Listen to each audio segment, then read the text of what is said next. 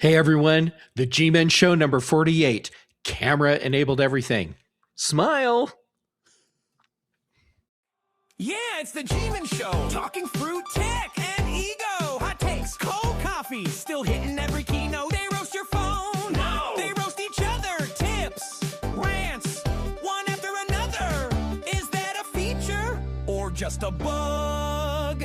Either way, it gets a shrug. Gmen Show. Turn it up. Let the fanboys know. Questions, rants, or a nerdy confession. Call in now. Join the obsession. 703-828-46777. 703-828-46777. Yeah! And welcome everyone to the Gmen Show. I'm Guy and he's Jeff. He's Jeff. Yeah, I'm Jeff. He's Jeff, and we're going to get to Jeff in just a second. The question that I have for this week, does everything have to be camera enabled? Google Glasses was probably the first salvo when a lot of people became upset when what looked like ordinary glasses could be filming them. The cameras everywhere backlash has continued even now with the flock cameras being vandalized. Apple is probably jumping into this with a potential HomePod with a screen and AirPods having them as well. I just don't know. I don't know. What do you think, Jeff?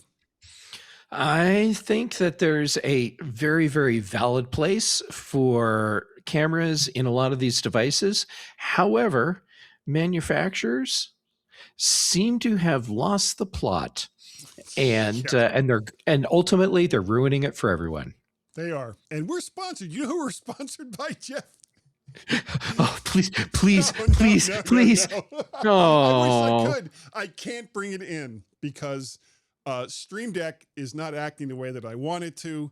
So things look very different this week. You'll notice that the phone number isn't on the bottom along with the email address, and there was no way to fix it without actually stopping the live recording. So anyone who was actually watching would have to get another link, and it was like, blah, blah, blah. I'm not going to do that.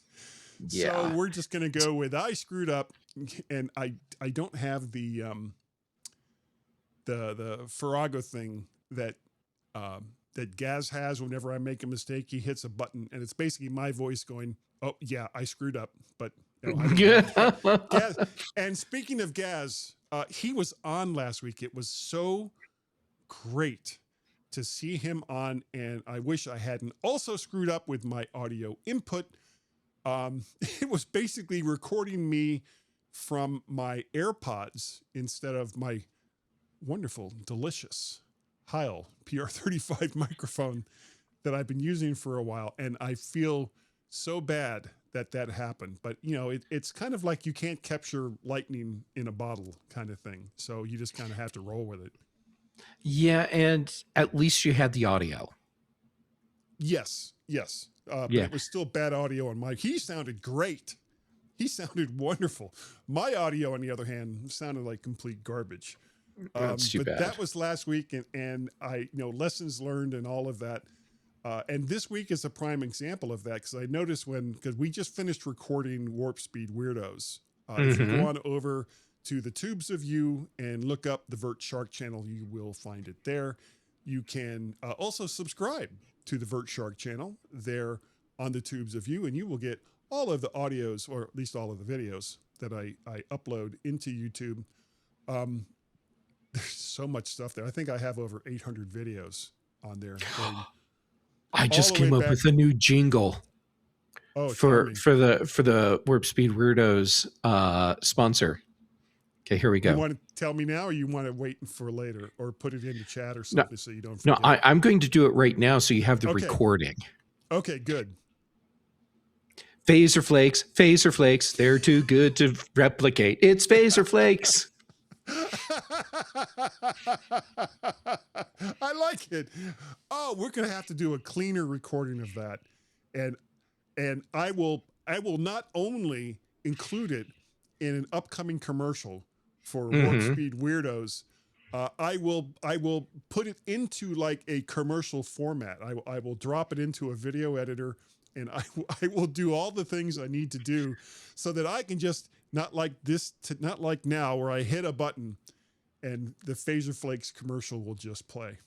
That That's is good. fantastic. And we need to come up, if you can think of any other types of ads, fake ads. I mean, these are all fake ads. Of course, no one is sponsoring me for Jack. So, if anyone listening to this can come up with just some weird product that would be like Star Trek related, and, it doesn't have to be succinct to a particular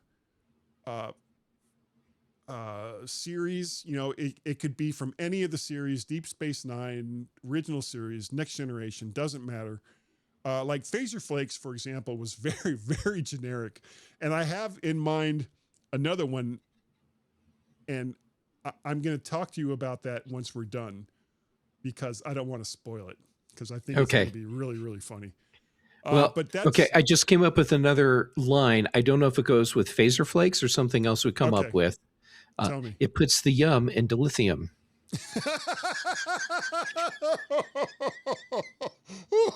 Okay, that works for Phaser Flakes. That does work for Phaser Okay, Flakes. I'll work it into the Phaser Flakes jingle. Okay, well, and remember is also, if anyone who's watching Warp Speed Weirdos on YouTube, at the very end, as all the credits are rolling and stuff, after the main credits roll, I've got a couple of weird little things there in the background, and one of them is catering by 10 Forward, or something like that, or catering by Guinan. I can't remember which one it is. Yeah, catering. I think it's Guinan. Okay, catering by Or Guinan. 10 forward catering by Guinan. Something. Anyhow, continue. Yeah, and it'll scare the Q out of you. and there's other things like just like little what do they call it? Easter eggs that I like to put in to Warp Speed Weirdos. And I love doing the Gmen Show. Between this show and the My Mac podcast, I have been doing this since like 2005.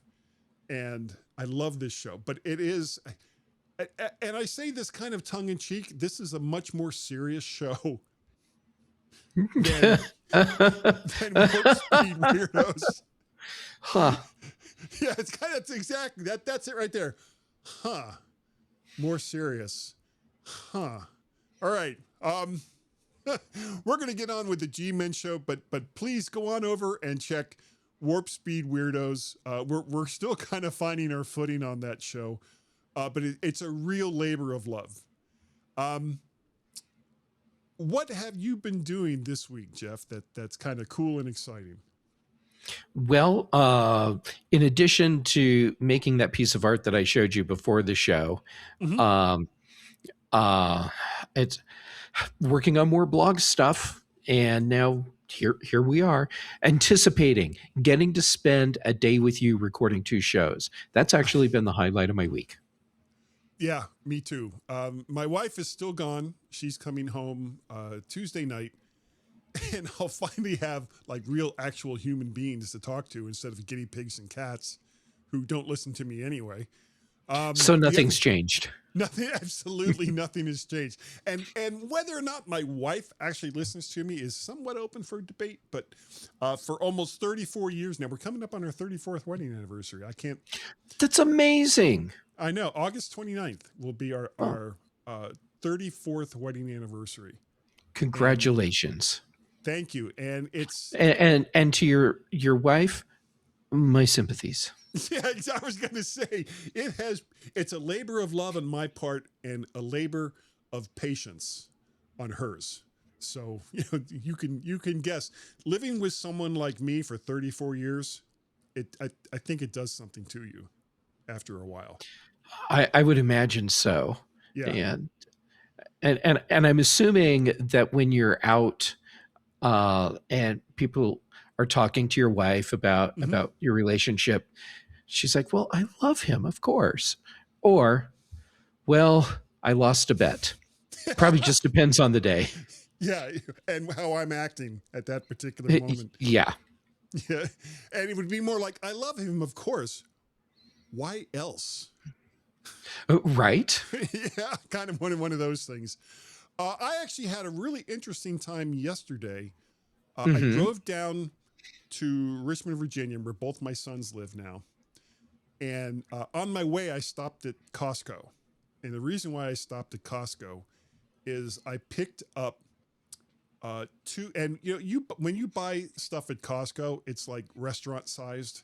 You can't just go in there and go, I think I'll get, some staple for the day or some staple for the week. No, you have to buy it in like month to year long packages.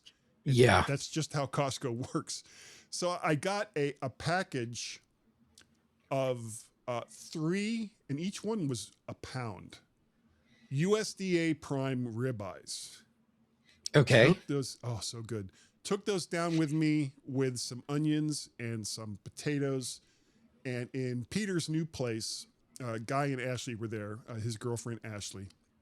We made up 2 of the steaks, cut them in half because, quite frankly, I'm past the point where I can eat a pound of USDA prime, ribeye, and That's a lot of meat. that is, and not wreak havoc on my digestive system. So I only went with the half pound, and that was still so good. And we had it was rosemary and garlic sourdough bread, the steak, baked potatoes, broccoli done in like butter and garlic, and there was something else that Guy added to it, and I can't remember what it was. And then a Weiss grocery store cake that Peter picked up and we had for dessert. But at the end of that meal, all 4 of us were kind of like, oh, that was a big meal. And Guy and Ashley were actually going to an engagement party right after they left Peter's.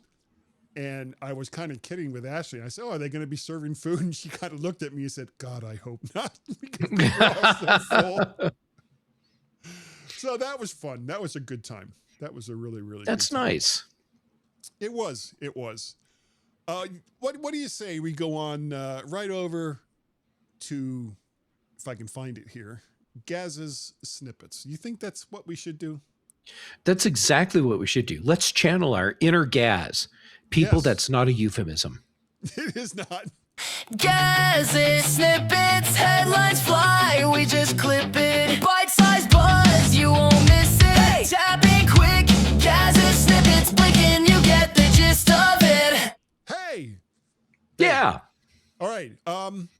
In the Apple's No Vision Pro department, according to some sources, dozens of Vision Pro employees who worked on features like immersive video and gaming are being let go. Reports from Bloomberg says that Apple is largely shutting down the Vision Pro team that focused on gaming and is paring down the team that makes immersive video content. Almost 100 employees who were part of the Vision Products group have been laid off, with emphasis now being on what the Vision Pro is currently being used for rather than what the device was originally marketed for. Does this, you don't have a Vision Pro, do you? I do not. For me to have a Vision Pro, it becomes even more expensive because I have to get prescription lenses to go with it, and Right. The use case for me right now would actually be entertainment. That's a lot of money to spend on just an entertainment device. Yeah, it would be hard to justify that for me as well, especially in my, my current circumstances. It's like, yeah, hey, honey, I'm going to spend more than a month of my current income on this device that I can only use to watch immersive videos. Yeah. Oh, and by the way, I won't even be able to see the 3D aspect of it. Ha ha. Exactly. Oh, well. Yeah. Ha ha. Anyway, yeah. I don't, the thing is, for people who are looking for a device like this, and, yes, it isn't as good. I think that Meta and Google, and there's a few other companies that have come out with similar type products to the Vision Pro for a much lower price in the, the $600 to $1,000 range, have most of that market kind of tied up. And again, it's kind of, this has been a history of Apple going all the way back to the Mac, where they come out with a superior product, but it's priced in such a way that people start looking for alternatives almost before the ink is dry on the market speak that's going out about whatever it is that Apple's putting out.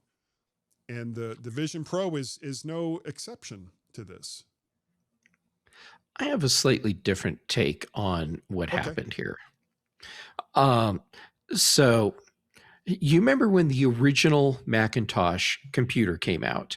Sure. And I'm sorry, you remember when the old people told you about that because you're so young. There's no way you could have been around when that happened.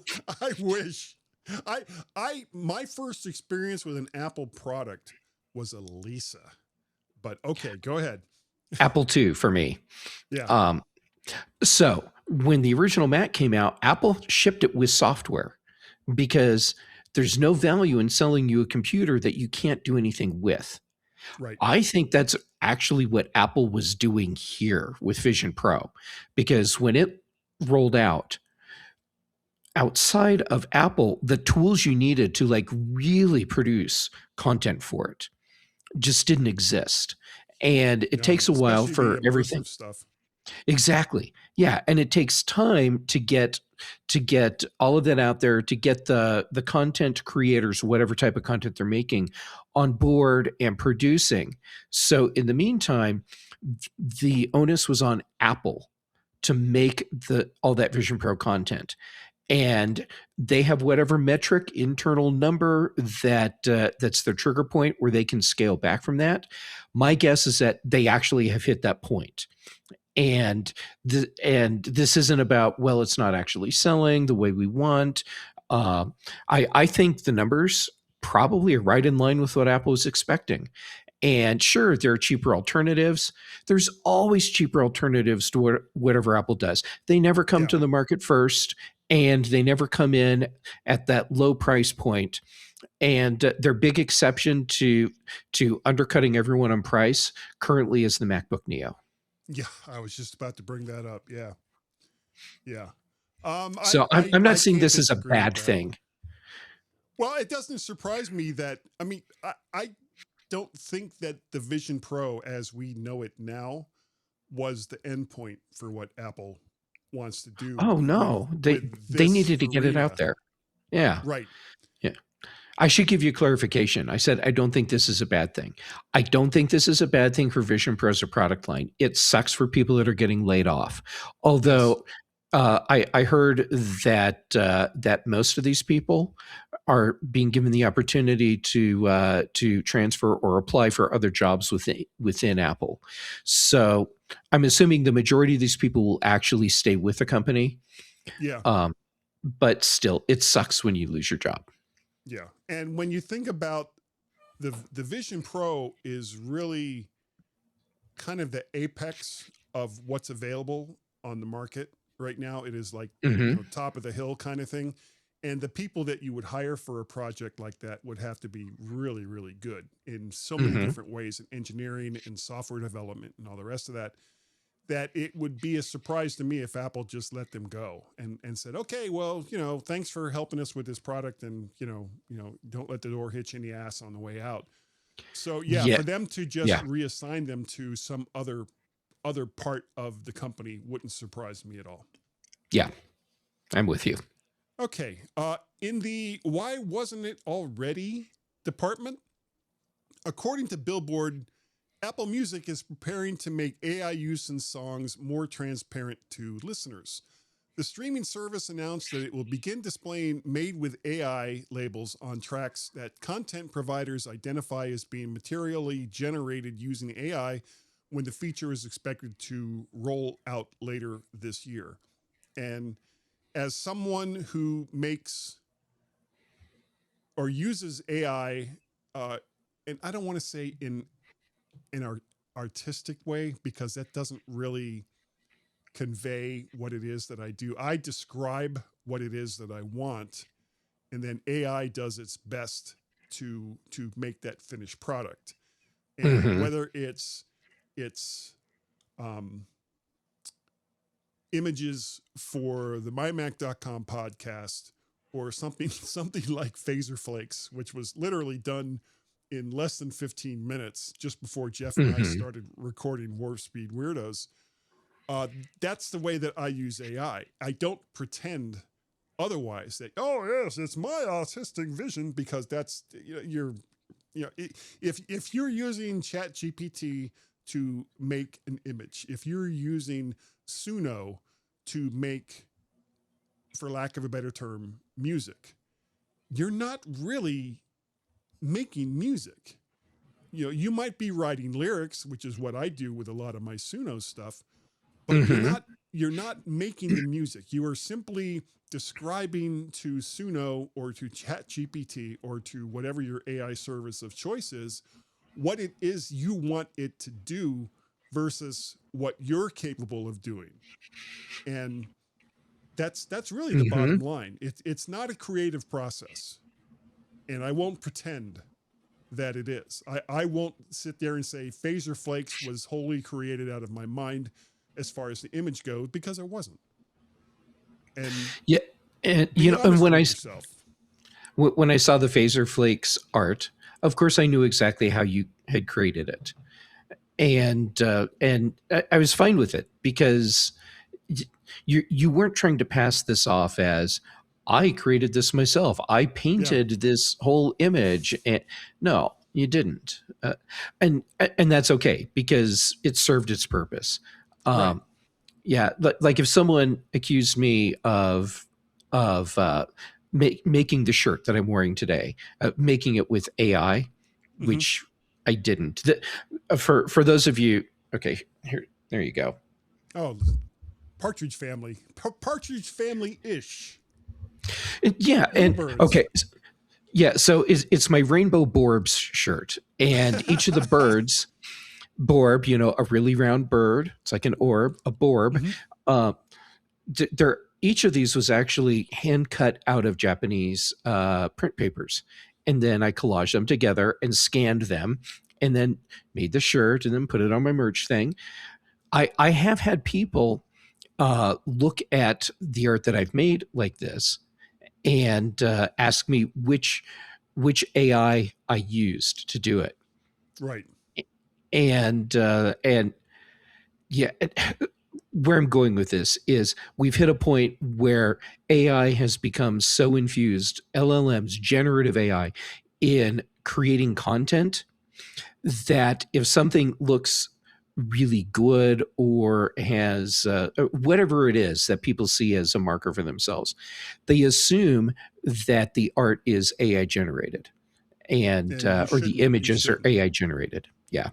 Unless whoever it is that's putting it out specifically says that it is, either AI generated or AI inspired, then assume that it's their own artwork.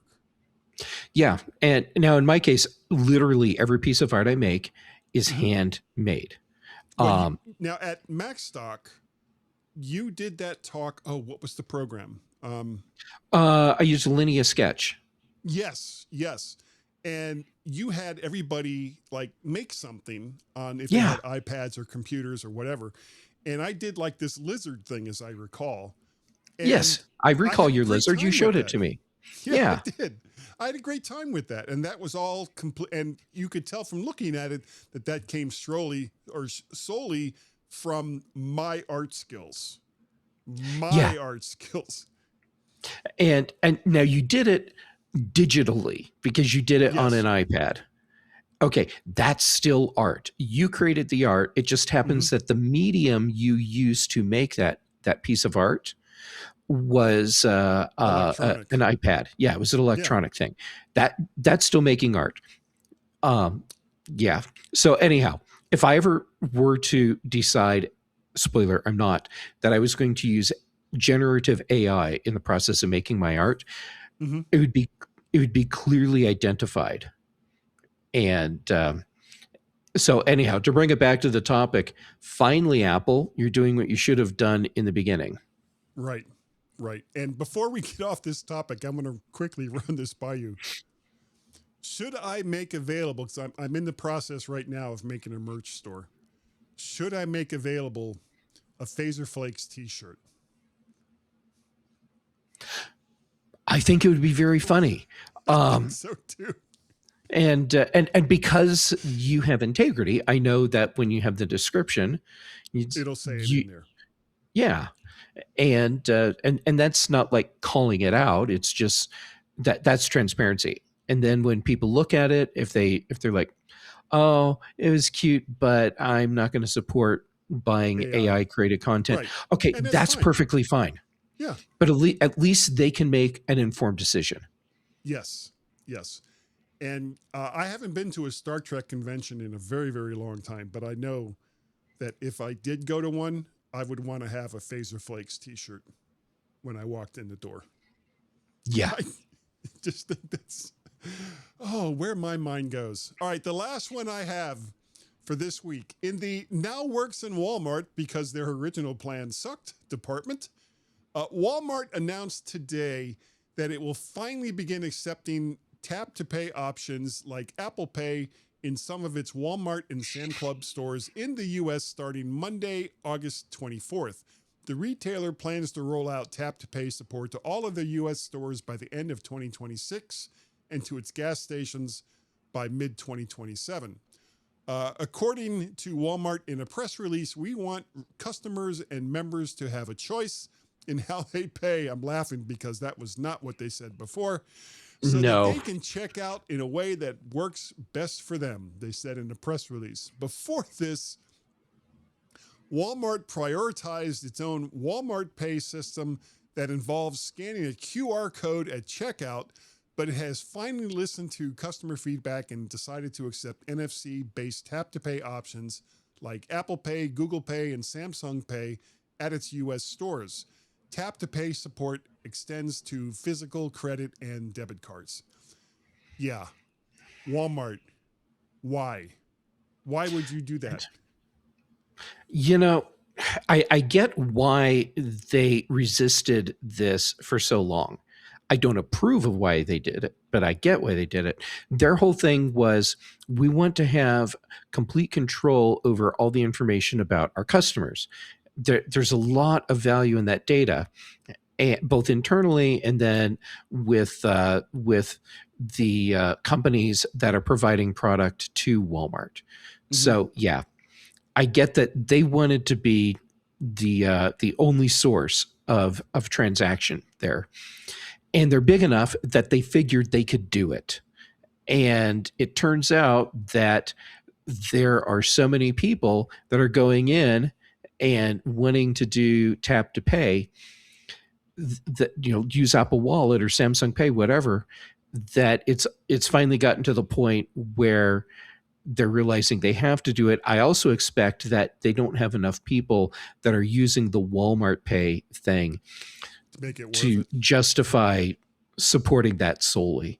I don't go into Walmart very often. Occasionally, I'll have to because it's like, well, that's the only store that's where I am that has the thing that I need, and it's something that has to happen now. And I go in, and every single time, you would think I'm doing it because I'm a jerk, but it's muscle memory. I get up to the checkout counter and I pull up my phone and I'm like, why is it not working? Because I'm trying to use Apple Pay. Right. And they remind me, oh, we don't do that. And I'm like, oh, right. So you got to pull out some other kind of credit card. Yeah. So I have to pull out whatever. Yeah, so I have to pull out a regular physical credit card and pay. Like a caveman. Stone knives and bear skins. Exactly. Yeah. Yeah, and I don't know why they waited so long. I mean, I get it. You're right. It was all about the data, but they still get a lot of data from each transaction because it is identified to you. So when you're doing tap to pay for so long, when you're doing tap to pay, like using Apple Wallet, the identifier that goes along with the transaction is a transitory token. So the transaction can be linked all together, but Walmart doesn't have the rest of the identifying information that's really valuable to them. But because of the way the token is linked together and then back through bank accounts, when you go to do a refund later on, and they say, do you want it back on your card? And you say yes, they don't know what card that's going to. All they know is that the bank is managing putting money back on a card. So yeah, that's all data they would have loved to have had from all of us. But nope. Ha ha, Walmart. That's what I say. There, Anyway, I like that.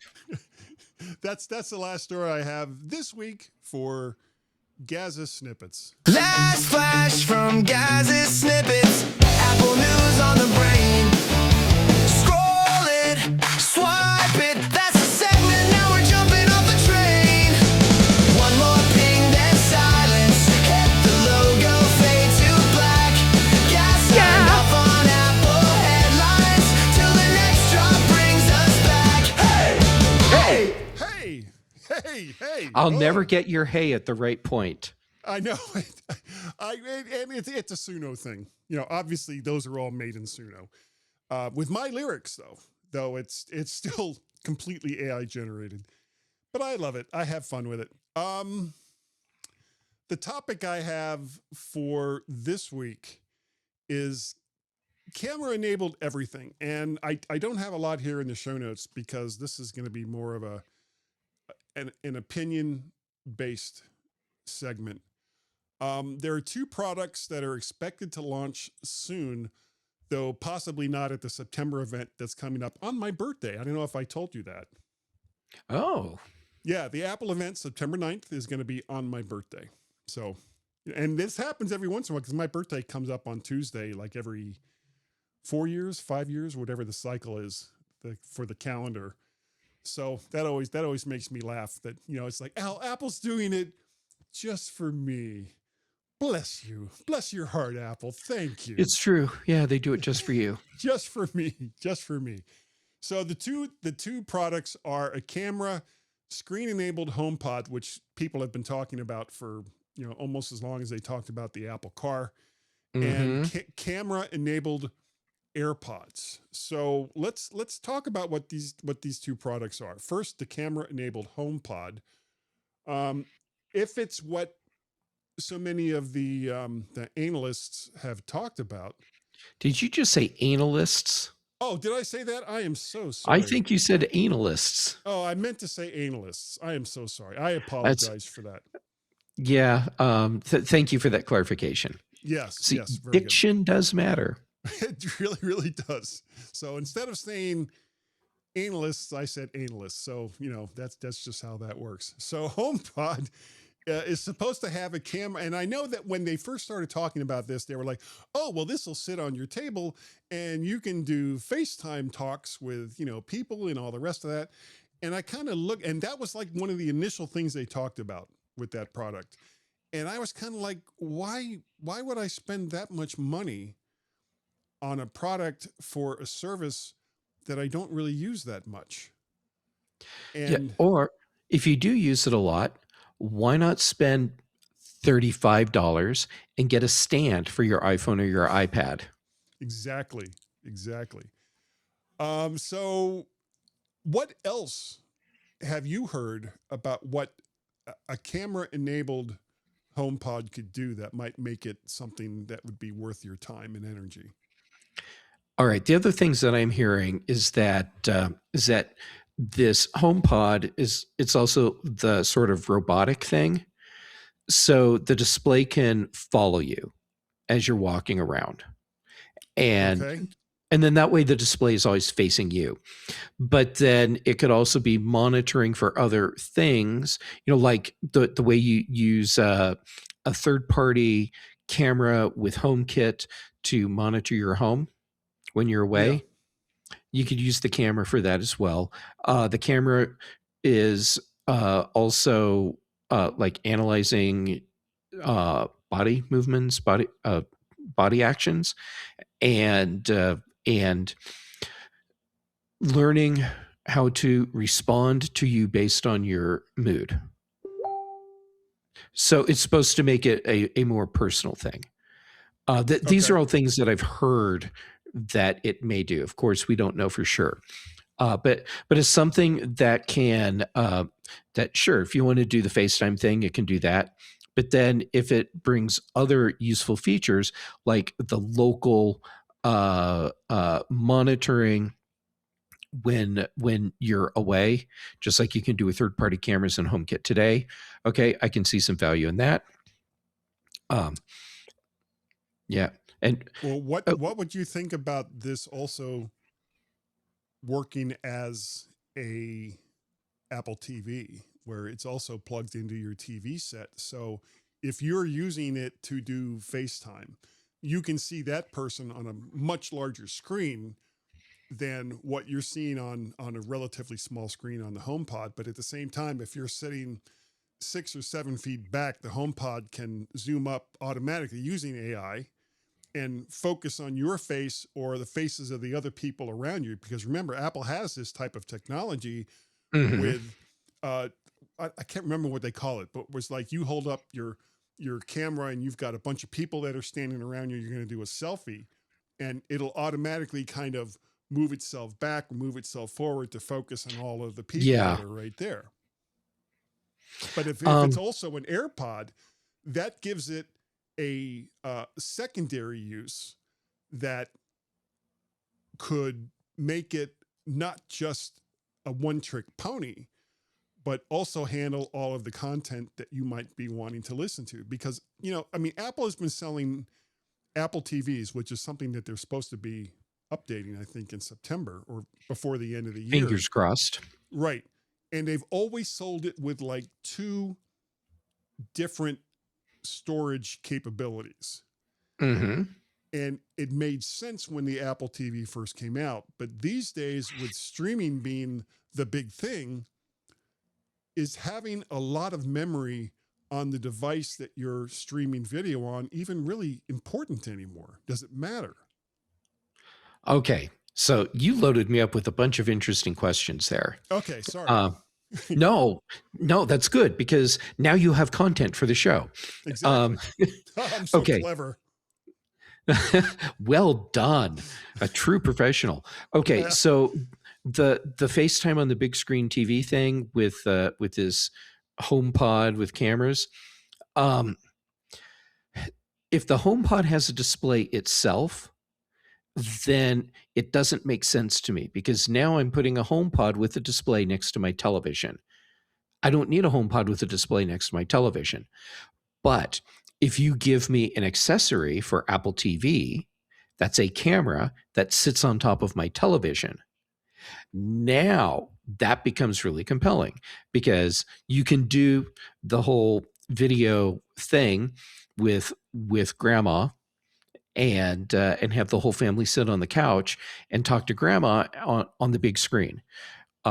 Yeah, that to me is a compelling home or excuse me, Apple TV accessory. Um, then the okay, then the Apple TV.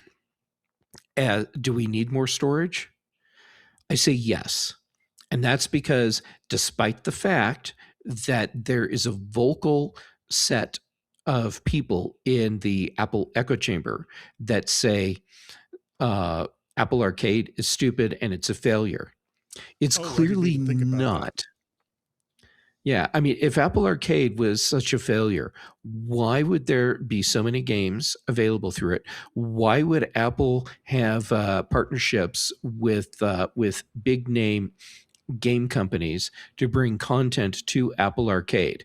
That's not what you do with a service that has failed. So you do need to have the storage because those games are stored locally.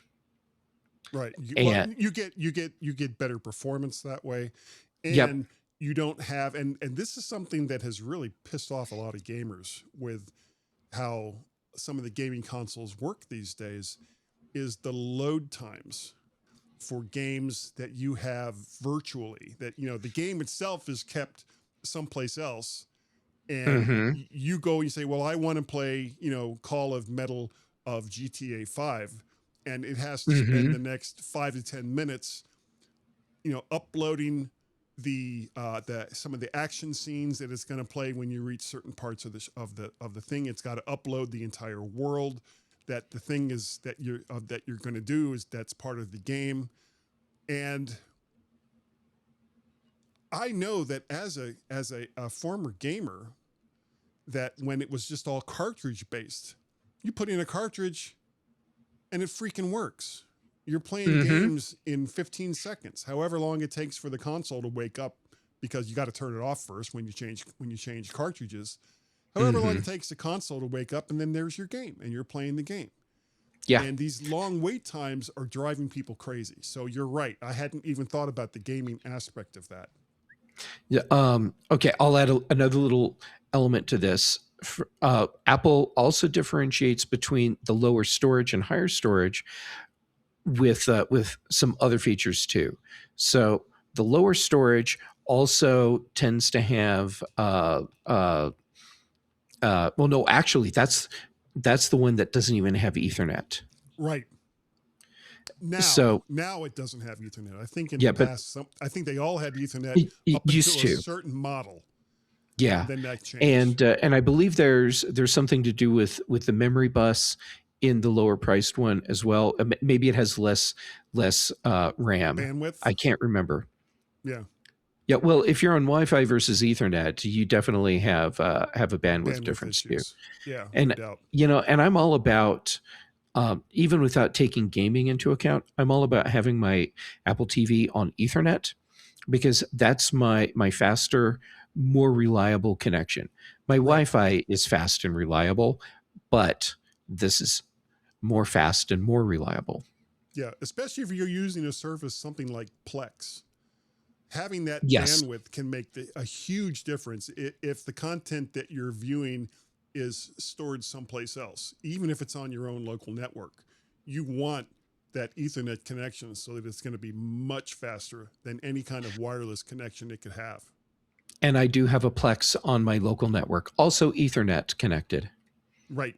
Right. And boy, we have gone so far off topic on camera-enabled device. But that's fine. This has been a really good discussion. Okay, you want to move? Let's move on to the other product, which is camera-enabled AirPods. Now, just before we started recording today, I was looking at something, and this was supposedly accidentally leaked from Apple, though I have my doubts about whether this was Apple produced or not. And it showed a guy walking, he's in a bookstore, and he walks up and he picks up a book, and the cameras in the AirPod looks at the book and then asks him, I'm guessing through the AirPods, well, is this something that you might want to get later? Or, and then it would create a reminder or what have you on whatever it is that the person is looking at that he may want to buy. And the reason why I don't think that really works is if you've taken the time to go to a bookstore and you've picked up a book and you're looking at that book, if you're a book reader, you're just going to buy the book. You're not going to sit there and say, oh, well, let me go ahead and store whatever this book is, the title of it, for later when I'll get it through either Apple Books or the Kindle or what have you. That just doesn't make any sense to me. So, okay. I'm with you, and at the same time, I disagree. I am just a bundle of contradictions. I know. Who invited you on this show? Let's blame Gaz because he's not here. That's right. It's your fault, Gaz. It's your fault, Gaz. I love you, man. Okay, so Me too. Just based on the I'm going to get fancy with words, bibliophile group that I interact with, I do know there are a lot of people that will go to like a big name bookstore, and they use that as their in-person take it for a test drive venue. It's the shelf. It's the store shelf for them. Right. But then when they go to actually buy, then if they're buying a digital book, well, then they're going to one of the other digital services.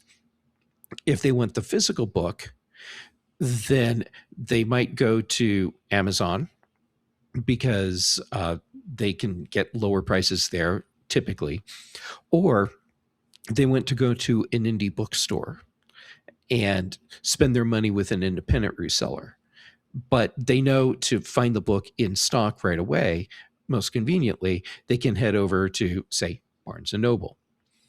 But I also do know a lot of people that even though they'll buy books impulsively at whatever the bookstore is, they will also go in knowing they went to get 1 or 5 books, see 10 others that they're interested in, but they're not going to get all of them today, but they don't want to forget. That's a good point. So I see both sides of this, and a lot of the people I know, they go in looking for the 2 books they want. They find 5 others, but this is the best 10 books they've ever bought, sort of thing. And they get home, and then they're like, "Look at the 15 books I just bought," and by the time they go to read them, man, these are the 20 best books I've ever looked at. I'm so glad I have, and it just kind of cascades from there. Yeah.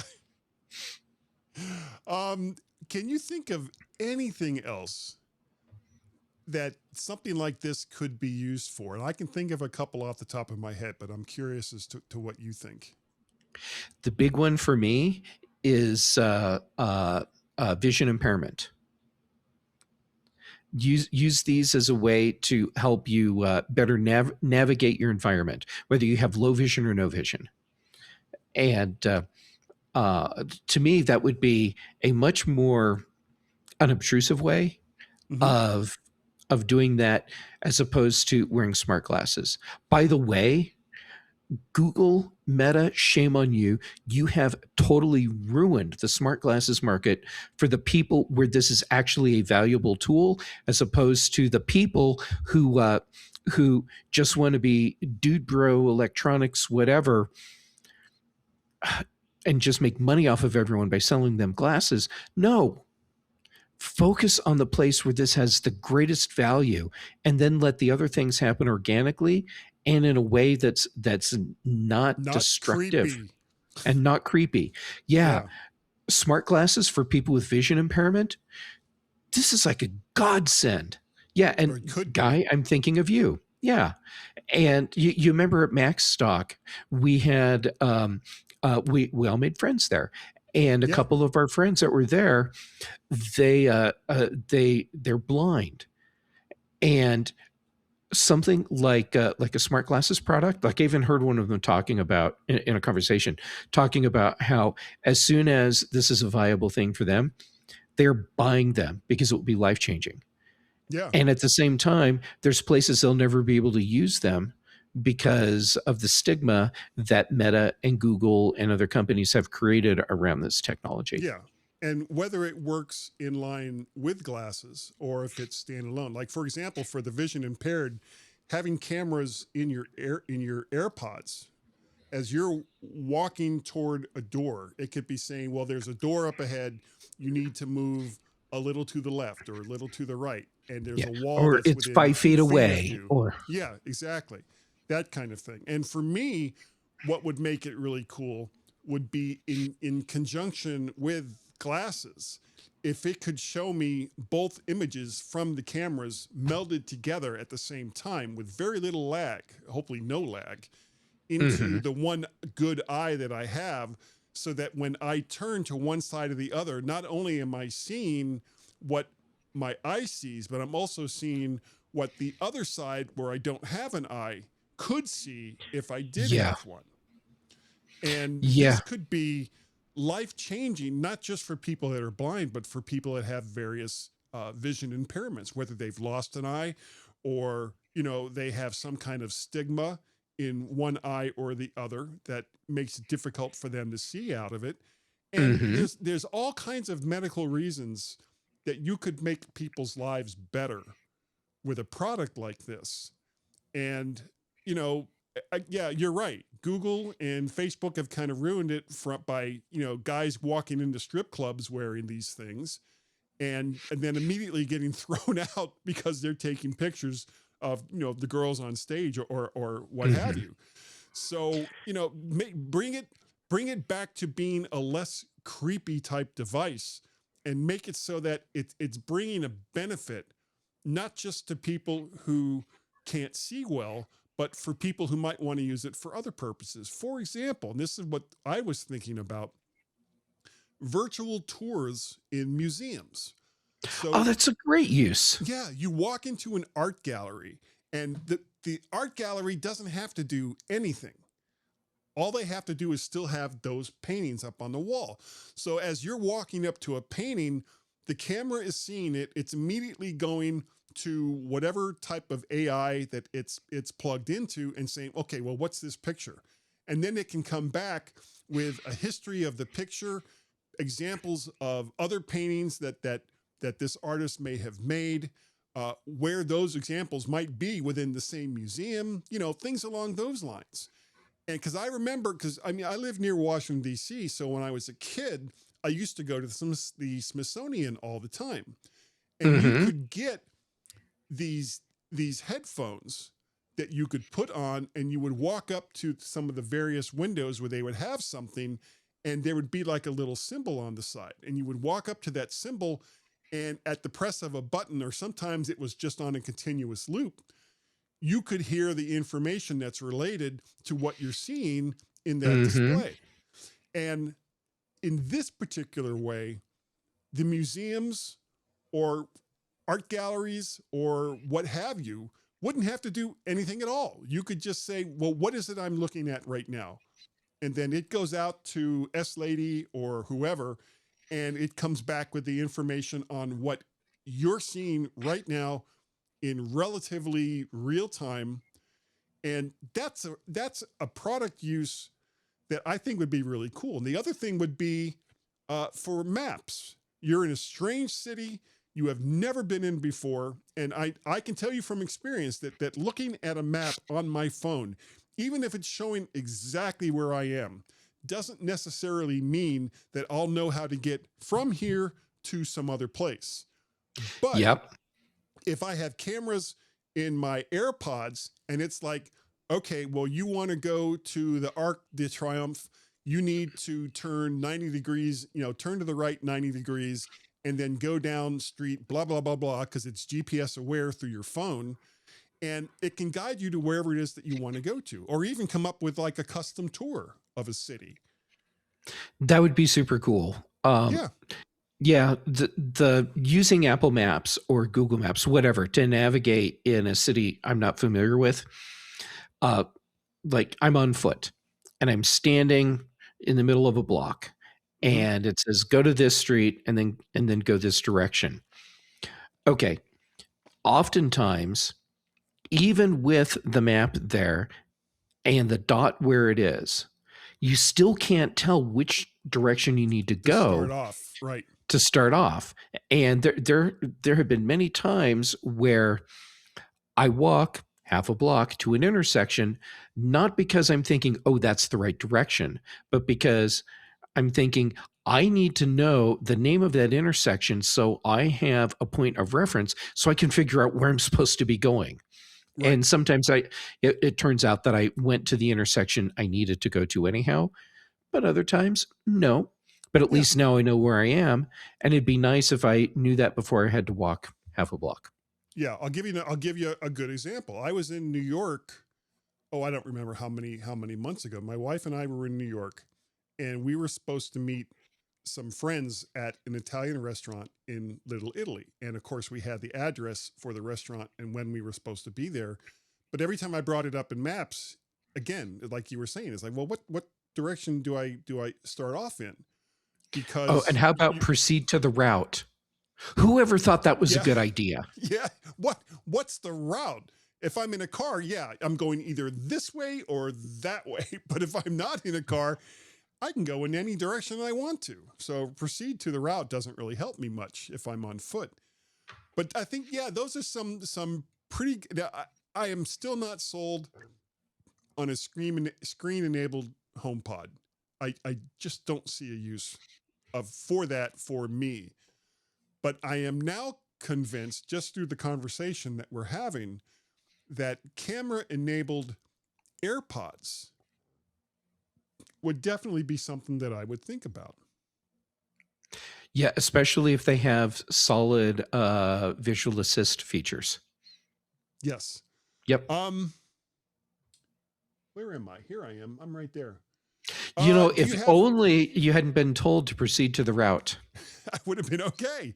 Yeah. No, I'm actually looking. I'm looking over at Farrago because I'm trying to think what music I need to pull up next, and sometimes trying to find it can. Because I've got so many sound files. Guy has stuff to do. He's making the show move along. He's going to talk about the next thing next. Here we go. Tell us, Guy. How was that? So just tell you what. Just nod your head. Mhm. Hit it. Gaz's tips. Mostly. Gaz's tips. Mostly. Gaz's tips. It's time for Gaz's tip. Okay. My tip this week, this is actually something I knew about one of them. I didn't know about the other. So you're typing in messages or you're doing something in Pages or some other type of program that has text input and you make a mistake. Well, you don't have like the arrow keys and all the rest of that stuff that you can use to get to where that mistake was made and make an edit on it. However, like say you're on your iPhone, there's two ways to get to that boo-boo. First, you can press and hold anywhere and the text will magnify, allowing you to kind of scroll around until you get to where it is that you want to do and then you make your edit. Now, the second one is one I didn't know about. If you hold down on the space bar, you get kind of a virtual, what do you call it? Like mouse pointer, cursor. Yeah, well, not so much, but oh crap! I'll show you, and you'll know exactly what I'm talking about. One of these things. Oh, you mean trackpad? Trackpad. Yes, you'll get like a virtual trackpad. Yes. Where the letters used to be, and you'll get a cursor on the screen where all the text is, and you can move it to exactly where it is that you want. And I actually find that now better than doing the whole, try to hold down where the edit needs to be made and moving along that way. I think that holding down on the trackpad and getting on the space bar, words are hard. Holding down on the space bar and getting a virtual trackpad is a much easier way to get around in your document to make an edit. Yes, I am so with you on that. On a related note, but probably not as useful for a lot of people, I found out recently that shake to undo still works. Really? Remember in the old days, Yeah. Steve Jobs shook his iPhone and said, "And look, now you can undo." Yeah, I was actually, it was on the way to the airport for Black Hat. And I like to ride the bus to the airport for that because it's all the good reasons you can think of. That's why I do it. Yeah, it saves money So too. yeah, it saves money, better for the environment because a bunch of us are in one thing, all of that. Anyhow, so I was typing a message on my iPhone and we went over some bumpy stuff and I was like, whoa. And then I look at the screen on my iPhone and it wanted me to confirm the undo. And I'm like, huh, I guess that feature still works.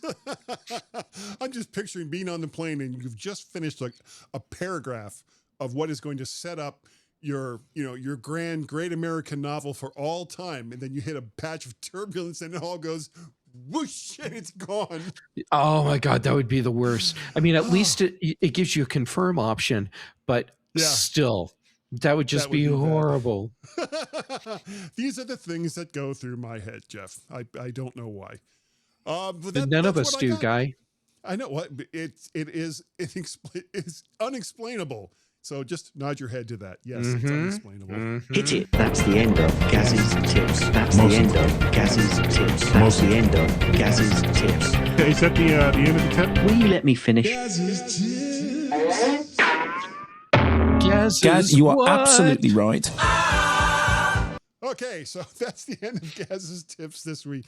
I have yet to make a Suno replacement for those two because I know when I was recording with Gaz last week and we were getting to the part with the snippets, I was really, really tempted to hit the music that I made through Suno for Gaz's snippets. But I know for a fact that Gaz does not like that, so I used the old stuff that we had instead.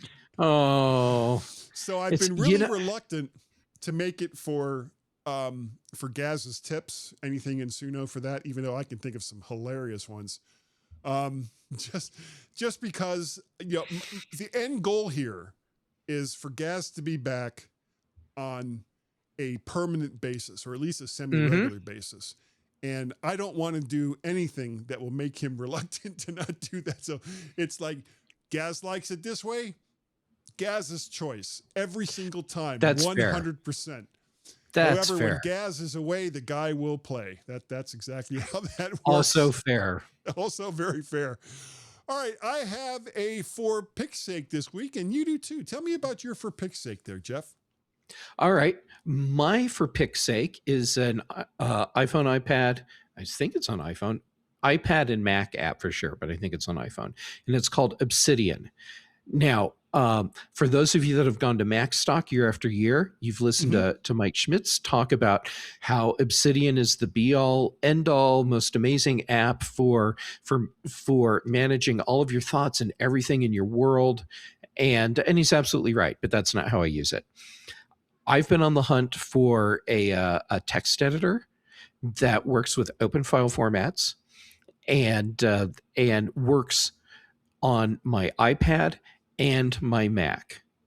So then I'm not locked into a specific file format, or excuse me, a specific application. And I have something that works reliably. And I'd been avoiding Obsidian because of all the things it does. And then I realized, wait a second, the one thing I need it to do, it actually does, which is it just lets me write words. And then it lets me save them someplace where I can get at them. I'm not paying for the Obsidian subscription, which gives you actually their secure storage syncing system. Because for what I need is just, I need the stuff to show up on a cloud drive somewhere. So it's using iCloud and it's fine, but it's exactly what I need. It is a really great text editor, so I can use it on my iPad. I can use it on my Mac if I want, although I prefer to use BB Edit on my Mac. Doesn't matter. I ask about BB Edit. Yeah. Yeah, I literally open this exact same file from the exact same location with BB Edit as I do with Obsidian. And it is an absolutely transparent transition for me because I'm using Obsidian the way I use BB Edit, which is as a text editor. And I don't care about all the other Obsidian features, which is not to say they're not useful. It's just for my use case, they're not necessary. So Obsidian, you can use it for free. If you decide it's really valuable to you, they have a donation thing set up so you can pay them like a one-time fee just to show your support, or maybe sign up for their file syncing subscription thing, which isn't expensive at all, and it gives you a really nice syncing service for all of your Obsidian content that is also encrypted. Nice. Yeah, but you can use it for free. Okay. Mine is content related. If you're a comic book fan or a comic movie, TV show, whatever fan, and you're a little tired of the mostly family friendly Marvel comic universe or whatever it is, the MCU is the acronym for. Check out Lanterns on HBO. The first episode is out now, and I believe as we're recording this on Sunday, August 23rd, that there's a second episode about to come out. It is not the Green Lantern that you would expect, and it's actually very refreshing when you think about the fact that this is a ring that makes you one of the most powerful beings in the universe and works entirely on willpower, and it is only given to people that have zero fear. What would those people actually be like? And the first episode, it kind of shows you what those people would be like. Have you seen it yet? I have not. Schedules, but I've seen the trailers for it, and I am Mhm. absolutely into this. I have no doubt, assuming the trailers do justice to what the actual series is, I'm going to love it. Yeah, I've really, really enjoyed it. And I am a fan of superhero movies that are a little more, I don't want to say grounded in reality, but have people in it that don't seem like caricatures of characters that were created in the 1960s to meet a particular mold of what people thought a superhero should be Yes. like The Watchmen, for example, especially the book, I was The just thinking Watchmen. about the Watchmen. Yep. Right, right. And I don't know if you knew this, but originally all of those characters were supposed to be Charlton comic characters. Yes. Yeah. So And Rorschach was supposed to be the Question. The big blue guy. Dr. Manhattan was supposed to be Captain Atom, and all the way down the line. And because DC had just bought the rights to all of those characters, they didn't want to just throw them away for a one-shot comic book series like The Watchmen. So that was when Alan Moore had to turn around and create all these new characters. which worked out really well. It really did. And whether you're talking about the movie or you're talking about the comic book series, they act like people, and how people in those types of circumstances might react, whether it's, ultra violent, or whether, the power's gone to their head, or they don't know what to do. And, and Lantern is starting to feel like that. And the first episode is very, very much like that. So check out Lanterns on HBO if you have that particular service. Very, very well done. And so far, at least for the first episode, I've really enjoyed it. Awesome.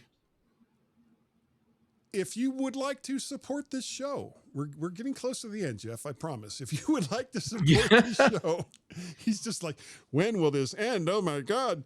If you'd like to help support this show, you can go on over to ko-fi.com /MacParrot, and you can buy me a coffee there. You can also go to the Pal of Pays. That doesn't really work, does it? PayPal. It's just, that sounds kind of weird. No, that's a PayPal, different thing. That's a totally different kind of service. PayPal.me /MacParrot. And we have some email feedback this week from Scott R. And he says, "Hi, Guy. Firstly, it was nice to have Gaz back on the podcast. I also wondered what happened to your microphone quality on the episode." Yeah. This is not the first person who has called me out on just how bad my audio was on that episode with Gaz, and it is totally my fault. I completely own that. I have absolutely no issue owning that. He says it isn't the highest standard microphone that you normally use. It was not. It was almost like you were on a cell connection. It sounded, that's how it sounded. Unlike Gaz, who had mostly crisp, clear audio. He did. Your audio sounded different. Well, Gaz is a true professional. He is. I just wish that mine had sounded a little bit better. Is there any particular reason, and I just explained why, and I hope your quality microphone makes a return on the next episode. Here it is. I guess I can't lift it up. It's the PR35. It's right here. Is this the right time to tell you that you actually don't sound normal? I think you might actually be on your AirPods. No, I'm looking at sound levels on you are definitely effing with me. I can tell. I absolutely am. I've been keeping a very close eye, because in Ecamm, it actually tells you what the audio sources are. So I'm looking at it: Rodecaster, Duo, Main, Multitrack. And that's what I'm supposed to be using. There it is, right there in kind of a clear background with grayish white letters. Yeah. Anyway, I sent him something that I'm hoping is going to change his life, Jeff. It's called a Woody. And if you don't know what a Woody is, I need to send you one. Have I sent you one before? You have. It changed my life. Yeah, I figured it would. And if you don't know what a Woody is, it's a big W, big O, big T, little I, little E, exclamation mark. That's a Woody. That's exactly what it is. And remember, anything that you do that's related to this show that gets back to me can qualify you for aforementioned Woody, including doing a podcast review. However, there are so many different podcast aggregators out there that you're gonna kind of have to tell me which one you did that review in, because otherwise I ain't gonna know. And if you tell me that and send me an email showing that you sent it to me, I will send you a Woody. You can also do a bumper. Now, a bumper is about a 5 to 10 second little piece of audio where you can say that we're great or that we're not so great. Like, for example, this right here. I'm in a cough, damn it. Yeah, or, something along those lines I know I've got one here that says, the G-men are jerks and, you should never listen. Something along those lines. I don't care. Any of those will be fine. And you can use naughty words if you want, Marcus, but you probably, they're going to get beeped. They're going to get beeped. I try to keep this show family friendly. Now, Marty, yes, it's so cute how you say that. Yeah, I know. Well, family friendly. I mean, you do a good job of keeping it family friendly. And I appreciate the restraint. And Jeff knows me, so he is aware of when I say I appreciate guys' restraint, it's because I know. It takes a lot. It takes so much restraint, especially now that I'm doing this show live. Marty, if people wanted to contact you and say, once again, you have been pulled in by guys' shenanigans to be on the Gmen Show, how would they do that? I feel like I should just tell you all the places to find Marty, since that's what you just said. Crap. That's not what I meant. I meant Jeff. Oh, I seriously consider show notes. When you follow show notes, sometimes you miss a couple of things, and I missed that there. I apologize. That's okay. I was seriously thinking about just rattling off every place you can find Marty Gensius and seeing if you noticed. I would have. Yeah, eventually, you'd be like, you okay, Jeff? Yeah. Take your meds. All right.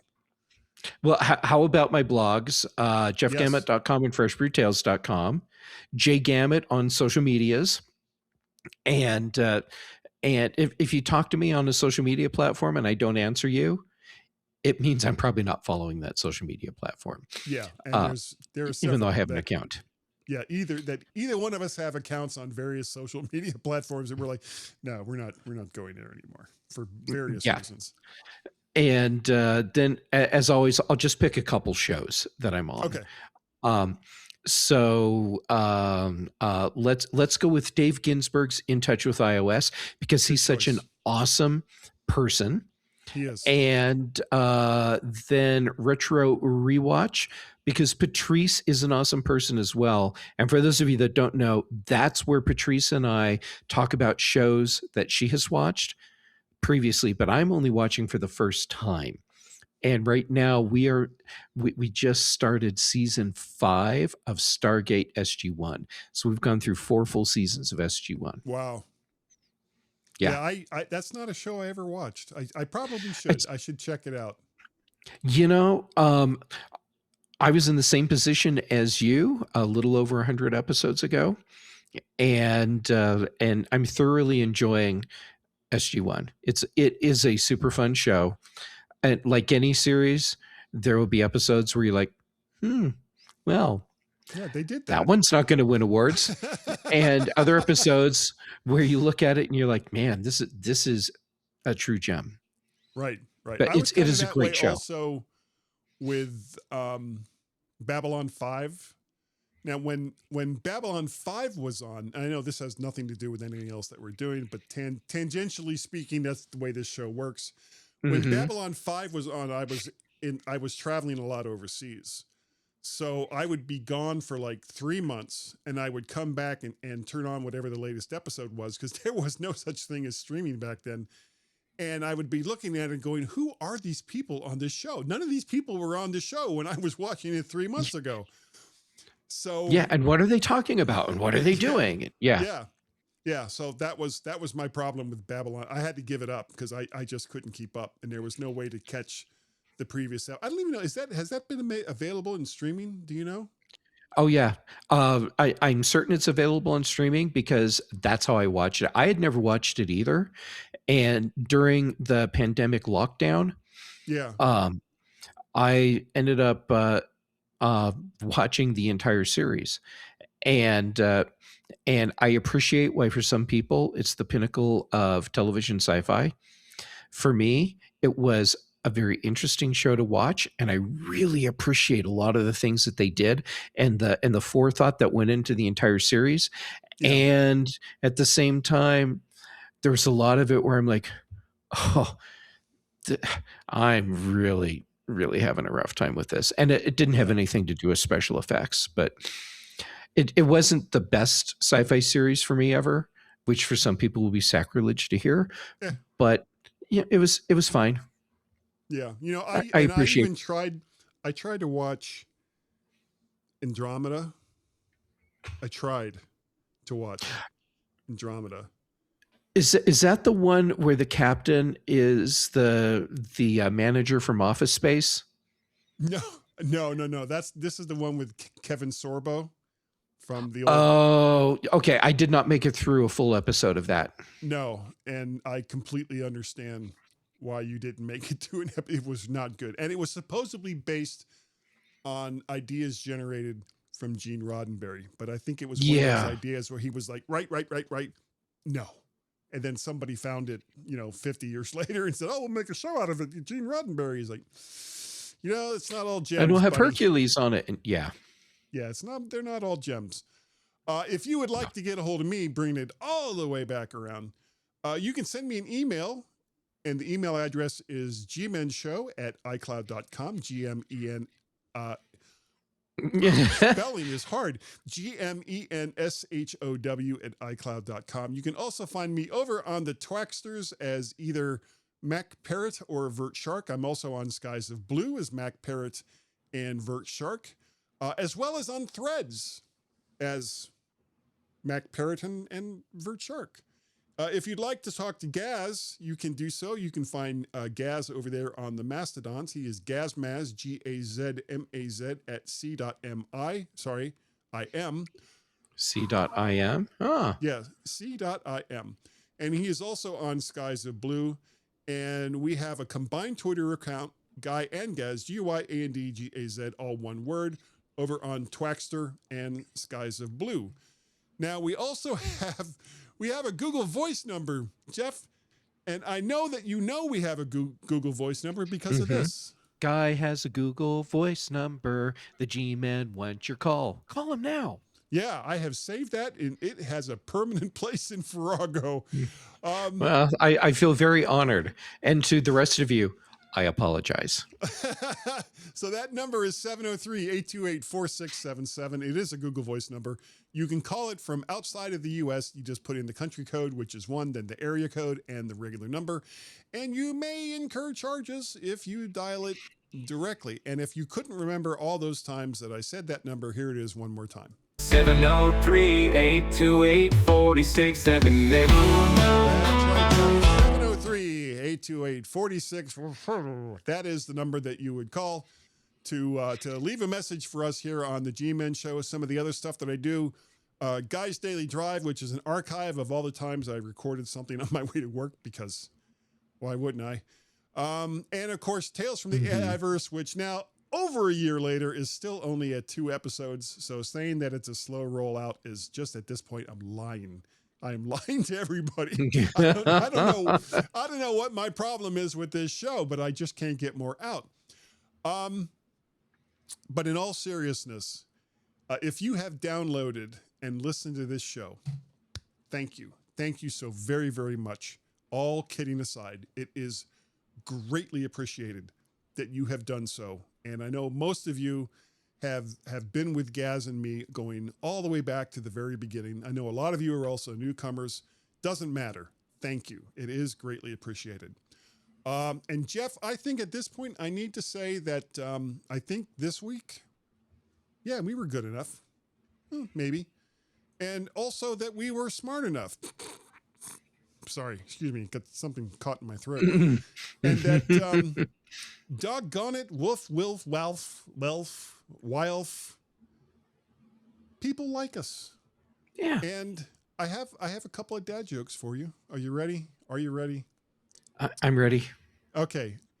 I used to play piano by ear. Now I use my hands. Oh, I don't want to laugh at that because you're just going to keep going. But okay, I got a couple more here. What do clouds wear? Oh, you'll like this one. What do clouds wear beneath their pants? What do clouds wear beneath their pants, Guy? Thunderwear. Oh my God. You know, Guy, when I was hanging out with you and your wife, and Yes. You told her that she draws her eyebrows on too high. Yeah. She really looked surprised. I bet she did. Last one, I swear. Okay. What kind of bagel can travel? What kind of bagel can travel? I don't know, Guy. What kind of bagel can travel? A plain bagel. Oh.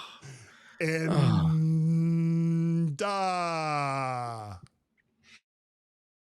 Well, I'm sorry, my friend, we've reached the end. Guy and Gaz would love to last, but they're tired. So this is the end of the podcast. Join them next week where they'll bring the news and geek. You know, Guy and Gaz had a blast, but they're tired. So this is the end of the podcast. You can stay with the show.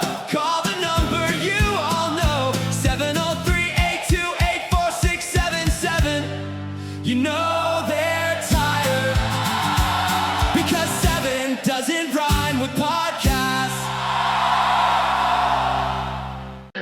So you can all go home and there's nothing to worry about. Get out of here now. Go on. Go on home and go home.